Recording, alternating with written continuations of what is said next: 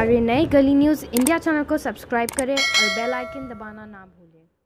नहीं थी, आज आपने लड़के वो भी ले लिए। एक बात तो सीधी और स्पष्ट है, लड़े बगैर हक हासिल नहीं होते। और यह बात आप लोगों ने देख ली है कि हक लेने के लिए घर से निकलना पड़ता है। मैं मोदी और अमित जैसे लीडरों का बहुत शुक्रगुजार हूं कि जो हमारी बहनें अज्ञानता में रहती थी, घर के चार दीवारी में बैठी रहती थी, और हम लोग जितना उनको जागृत करना चाहते थे वो हो नहीं पाता था संभव। आज उनकी वजह से हम लोग हक और हकूक हासिल करने की तरफ निकल चुके हैं।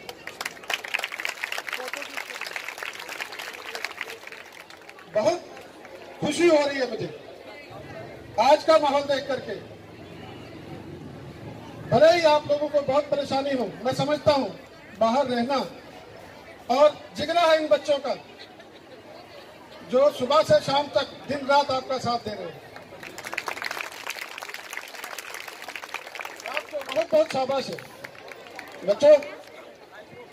और हमारी माताएं जो बुजुर्ग हैं उनका भी बहुत बहुत धन्यवाद है।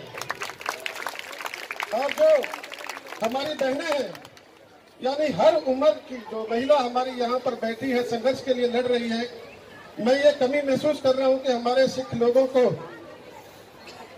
इतनी जागरूकता अभी नहीं आई कि अपने बहनों का बाहर निकलकर साथ दें। क्योंकि सिख इनका आखिरी टारगेट है।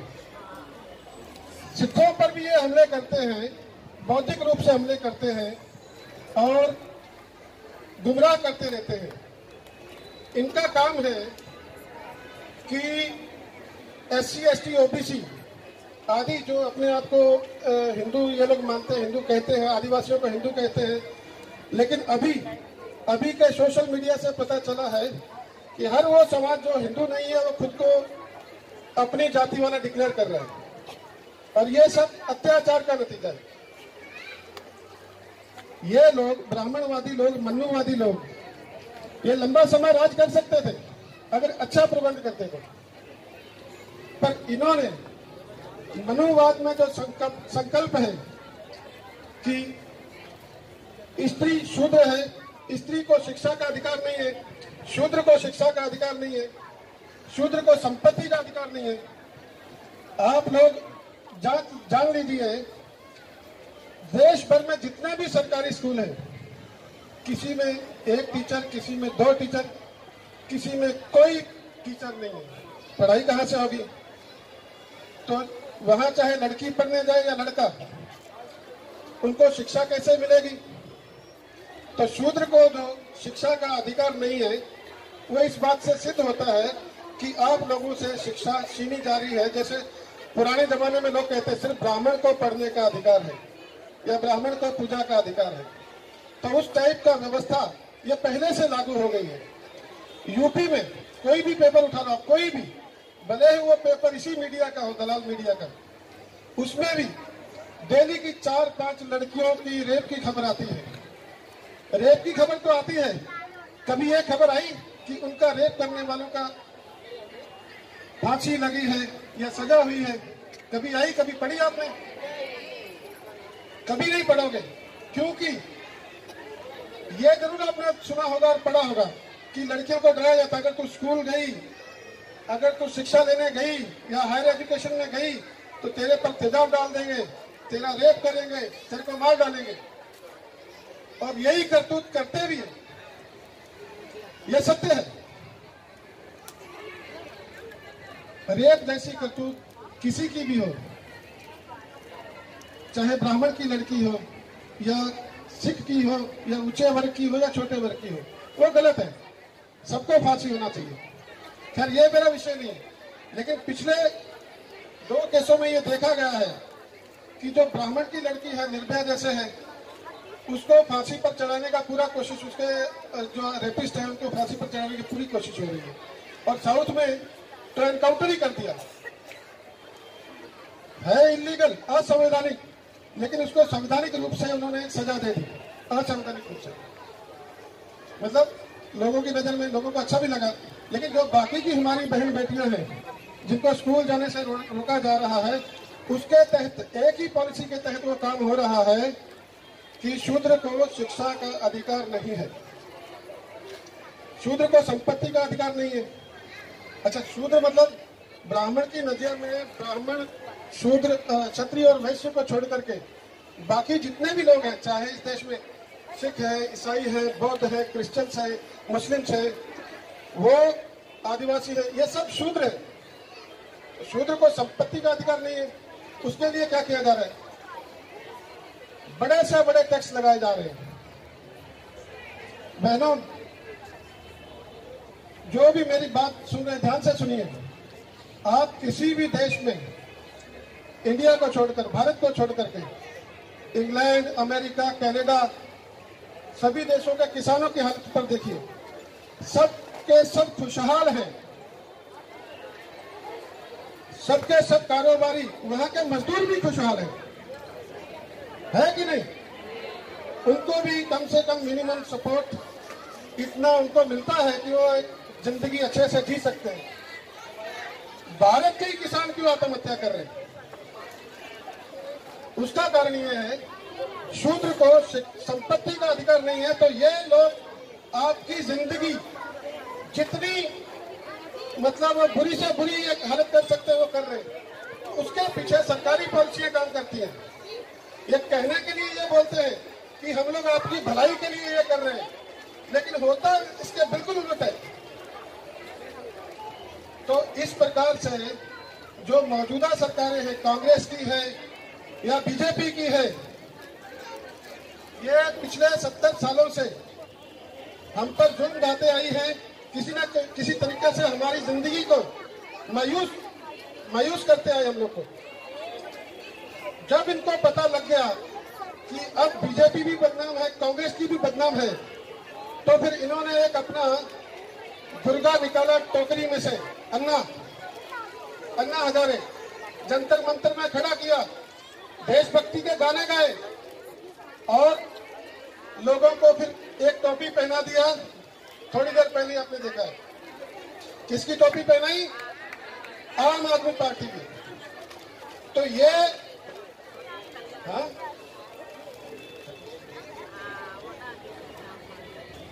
तो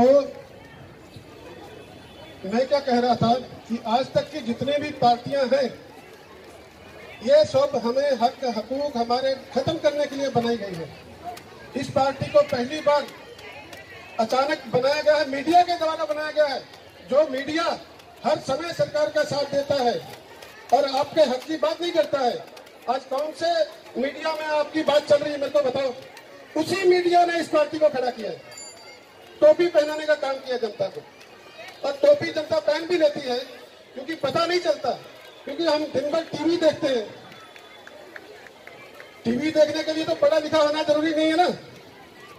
अखबार के लिए पैसा खर्चते, अखबार पढ़े तो उसमें भी वही सिखाया जाता है जो वो हमको सिखाना चाहते हैं। तो कहने की बात यह है, मैं आपको अभी जो अपना मसला किसके लिए आपने लगाया है ना, वो बहुत शॉर्टकट में, टाइम भी थोड़ा बचा है, तो मैं इसके लिए शॉर्टकट में आपको एक ही चीज समझाता हूं और ध्यान से सुन लो कि ये एनआरपी, एनआरसी, सीएए ये क्या है।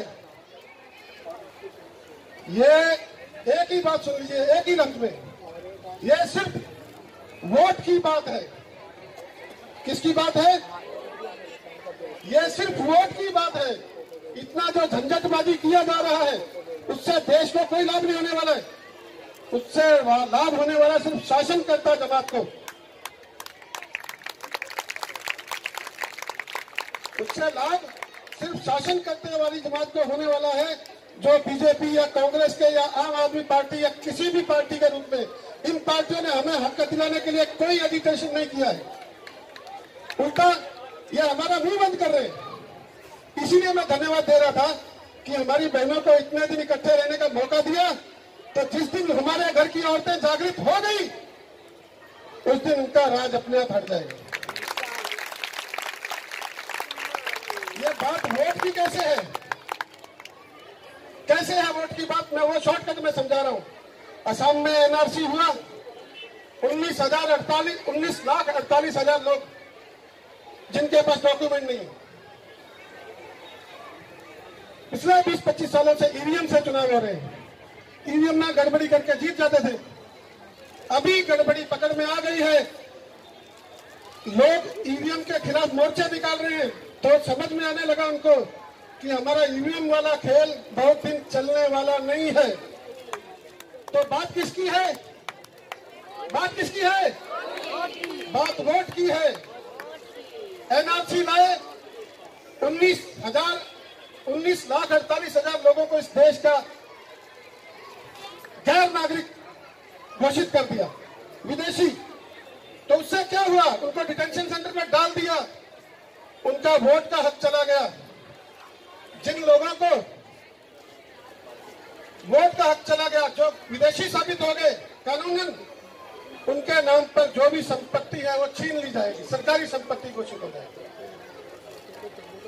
तो अमित शाह बोलता है देश भर में एनआरसी होगा, विरोध होने लगा असम से। लोगों को समझ में आ रहा कि क्या हुआ, पर यह नहीं पता चला था कि ये एनआरसी का मतलब क्यों है। पर मेरी बहनों को पता है क्यों है। बात वोट की है। इन्होंने सोचा एनआरसी तो भी लागू कर नहीं सकते, तो ये लोग एनपीआर के थ्रू से घुसना चाहते हैं हमारे पास। एनपीआर होगा, ये बोल रहे हैं कि हम आपसे कोई डॉक्यूमेंट नहीं मांगेंगे, आप खुद से होकर जो जानकारी दोगे वही मानी जाएंगे और इसका आपके खिलाफ प्रयोग नहीं होगा।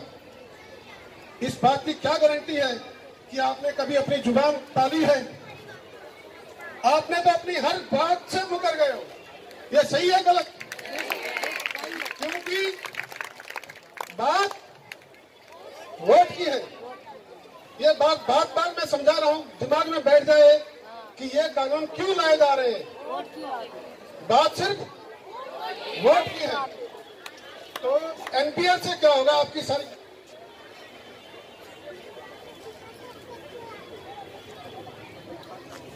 तो एनपीआर में आप जो भी जानकारी दोगे, ये अब कह रहे हैं कि आपके खिलाफ नहीं वापरी जाएगी, लेकिन होगा हमेशा वही जो ब्राह्मण का करैक्टर है, ये बात आपके खिलाफ वापरी जाएगी।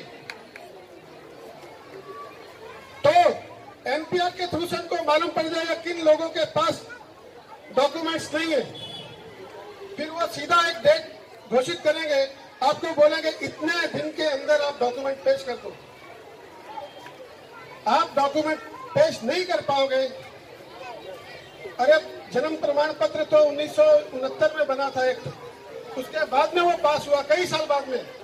तो आप 1971 से पहले का जन्म सर्टिफिकेट कहां से लाओगे? कोई प्रूफ कहां से लाओगे? इसका मतलब यंग जनरेशन को छोड़ करके जितने भी हमारे बुजुर्ग हैं सबके सब डिटेंशन सेंटर में डाल दिए जाएंगे। उनकी वोट छिन जाएगी। उनके नाम पे जो भी जमीन जायदाद है भाई, सरकारी संपत्ति। फिर इनका अगला सुनिए, जो वो कह रहे हैं मैं उसी के आधार पर आपको बता रहा हूं, मेरे पल्ले से कुछ नहीं बताऊंगा। वो कह रहे हैं कि सीए, ये विदेशी जो सिख है उसमें मुस्लिम का नाम नहीं लेते, वो जो सिख है, क्रिश्चियन है, बौद्ध, ईसाई है, उनको हम बाहर से अगर नागरिक आएंगे तो उनको हम नागरिकता देंगे। अब सुनिए, बात सिर्फ वोट की है। जब हमारी एनआरसी के थ्रू नागरिकता छीन ली जाएगी, ये इसके पीछे एक सीधा सीधा गणित है कि इन पार्टियों के, बीजेपी या कांग्रेस के या कोई आम आदमी पार्टी के, इनकी एक बंधी हुई वोट है, एक वोट परसेंटेज है कि 100 में 30 लोग, उन पे चाहे कितने भी जुल्म हो जाए वो इनके ही वोट डालेंगे। वो लोग कभी अपने हक के, आपके हक मारने के लिए वो अपने हक भी मरवाते रहेंगे। ये हकीकत है। तो जब इनका 1, 2, 3% और बढ़ने से ही खाली वोट परसेंटेज बदल जाती है और ये पार्टियां ईवीएम हटके अगर बैलेट पेपर से भी चुनाव हुआ तो यही सत्ता में रहेंगे। बात समझ में आई? क्योंकि बात सिर्फ वोट की है। तो ये सीधा सीधा ये लोग क्या करेंगे, इनका क्या प्लान है कि विदेशों में जितने भी हिंदू या दूसरे जातियों के लोग बसे हुए हैं उनको लालच देकर के, ये लोग सिटीजनशिप का लालच देकर के, संपत्ति का लालच देकर के सीएए के थ्रू इधर लाएंगे। एनआरसी के थ्रू हमारी वोट छीनी जाएगी, सीएए के थ्रू शासन करता जो जमात है वो शासन करने के लायक हो जाएगी, कायम की उनकी बादशाही हो जाएगी। फिर वो आपको चाहे डंडे से उठाए या कैसे भी उठाए, फिर वो आपको रुकेंगे नहीं वो, क्योंकि बाय हुक और बाय क्रुक कैसे भी करके वो अपना शासन कायम रखना चाहते हैं। तो मेरी बहनों, बात ये समझ लो, ये जो जितने भी काले कानून आ रहे हैं ये बात सिर्फ वोट की है और ये सिर्फ मुसलमानों के खिलाफ नहीं है। वो कह चुके हैं कि ये सिर्फ मुसलमानों के, ये सही बात है। ये SC, ST, OBC माइनॉरिटी, इसमें कोई भी नहीं बख्शा जाएगा और खास करके ऐसे लोग जो उनके खिलाफ वोट करते हैं। तो ये सारे कानून जो है ईवीएम के हटने के बाद में आपकी वोट छीन ली जाएगी, नए नागरिक लाकर बसा दिए जाएंगे, आपको जेलों में डाल दिया जाएगा। जेलों में डालने के बाद आपको वोट का अधिकार नहीं, आपके पास संपत्ति नहीं, आप इस देश में दूसरों की सेवा तो कर सकते हो लेकिन जिंदगी भर इज्जत की रोटी नहीं खा पाएंगे, क्योंकि हमारे पास वोट करने का अधिकार नहीं होगा और हम अपनी वोट से जुल्मी को सत्ता से दूर नहीं कर पाएंगे, हटा नहीं पाएंगे, क्योंकि बात सिर्फ वोट की है। समझ में आ गया सब? एकदम क्लियर कट, ये सच्चाई है। अभी समय हो गया मेरे ख्याल से, मैं आप सबकी धन्यवाद करना चाहता हूं। खाली थोड़ा सा लॉजिक लाइए अपनी बातों में, आपको सारी बातें समझ में आएगी। और जो आदमी सच बोलता है उसकी बात को ध्यान से सुनिए। टोपी पहनाने वाले आते रहेंगे, जाते रहेंगे, अब हमको टोपी पहनना नहीं है। पगड़ी बांधेगा, सर पर चुनरी ले लेंगे, लेकिन टोपी नहीं। सही है? तो एक बार ऊंचे से दिल्ली तक जो बोले सो निहाल, सत श्री अकाल, धन्यवाद।